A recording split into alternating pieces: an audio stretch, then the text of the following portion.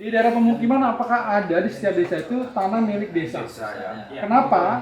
Karena nanti teman-teman pasti akan merencanakan, misalkan mengusulkan pembangunan posyandu atau posku atau masjid atau balai apa. Kelengkapan administrasi tanah ini seperti apa? Apakah hibah atau milik desa?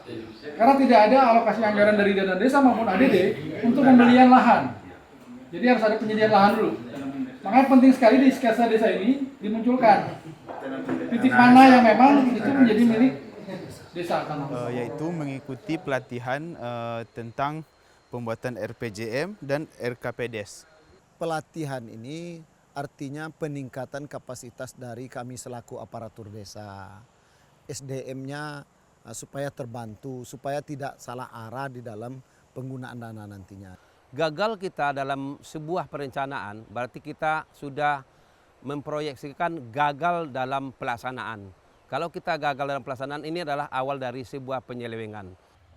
Jangan pernah takut salah dalam proses pelatihan. Karena kesalahan itu yang akan menggugah kita, mengajari kita harus lebih baik. Setiap tahun penyusunan RKPDes ini wajib dilaksanakan oleh seluruh desa.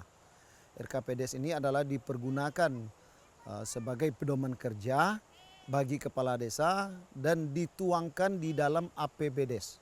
Dengan jadinya RKPDes ini akan dituangkan di dalam APBDes, nah disitulah penganggarannya tercover Pak.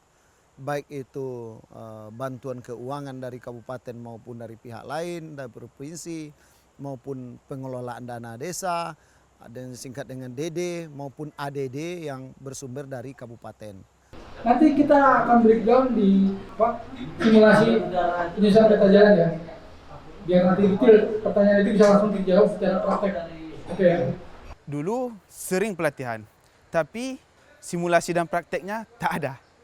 Nah, dan format pun yang dikasih itu menyusul.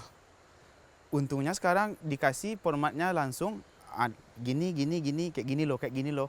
Gini formatnya Pak, gini formatnya Bu. Nah jadi kita itu setelah menerima materi, kita itu bisa paham karena simulasi dan praktek yang dilakukan saat pelatihan.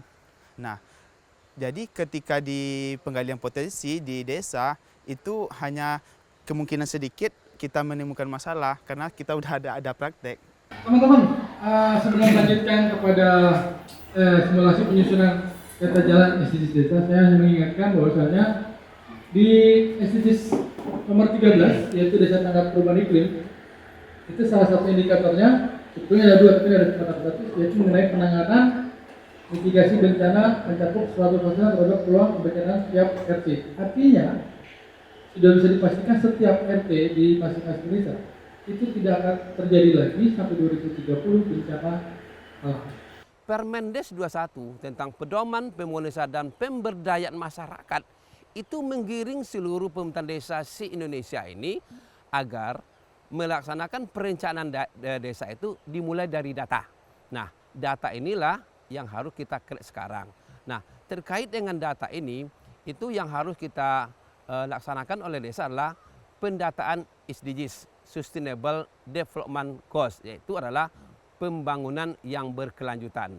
Berikutnya, mohon izin untuk teman-teman, kami dari YPK karena fokus kami di lingkungan pengelolaan Kemang Bali, jadi kami nanti akan melototin dan kita akan bantu fasilitasi bagaimana teman-teman bisa mencapai keberhasilan dari SDGs nomor 15, yaitu Desa Peduli Lingkungan Darat. Di mana indikatornya adalah tersedianya peraturan desa atau SK Kepala Desa tentang pelestarian keanekaragaman hayati. Khusus bagi 9 desa yang berada di kawasan Bukit Rimbang dan Bukit Bading, ini sangat terkoneksi sekali.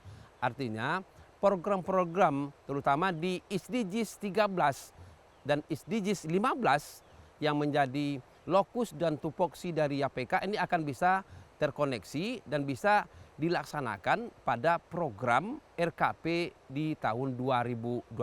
Ada di dalam SDGs ini atau penyusunan RKPDes ini ada tertuang situ masalah pemberdayaan Pak.